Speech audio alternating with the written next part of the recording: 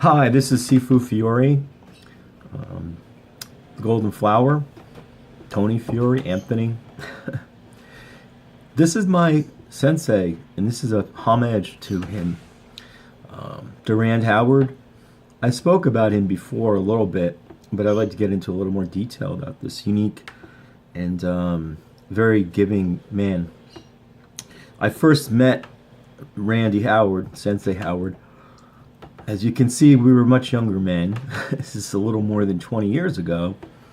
And we were practicing and studying ninjutsu and other arts. In fact, that's one of the things that Sensei Howard has always recommended to students. Learn as many martial arts as you can. Learn healing arts. Learn as much as you can and share it with the people who are your family that train together.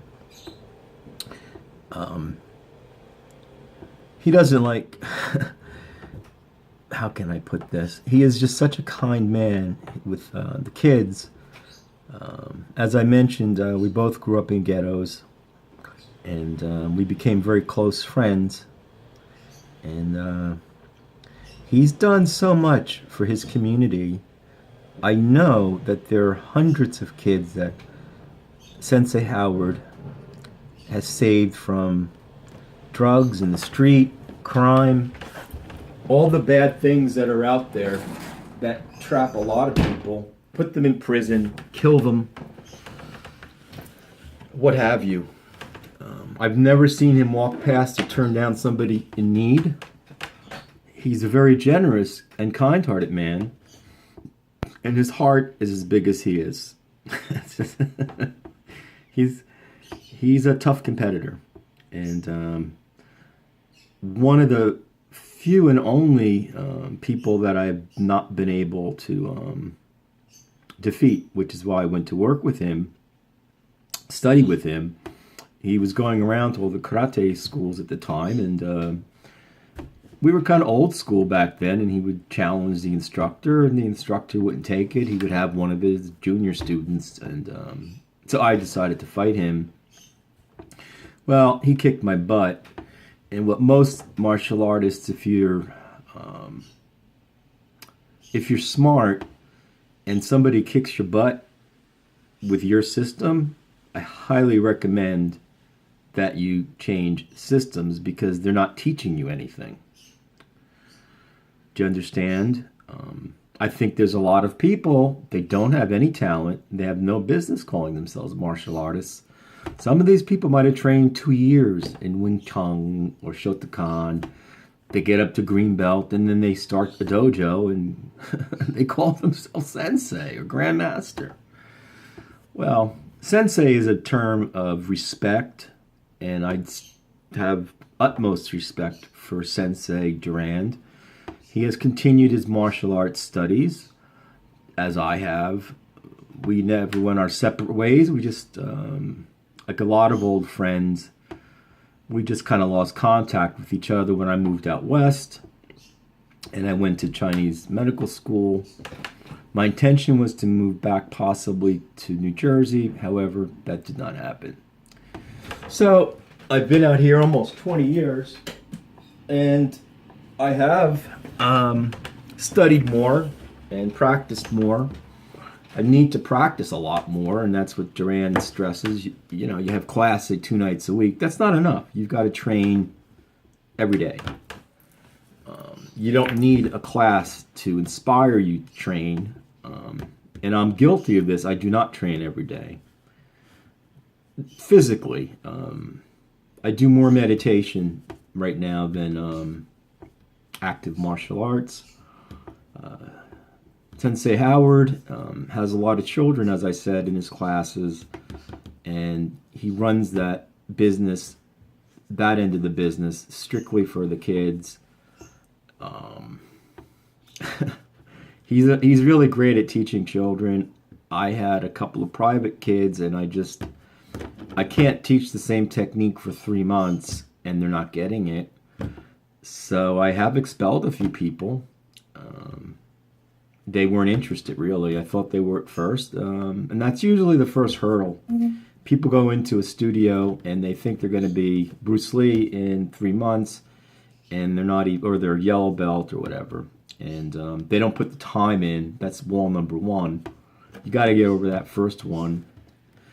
And the biggest wall to get over for all of us as martial artists, as we have grown over me 47 years and Master Sensei Howard about the same amount of time. I think he's about a year younger than I am. He studied many styles as I have.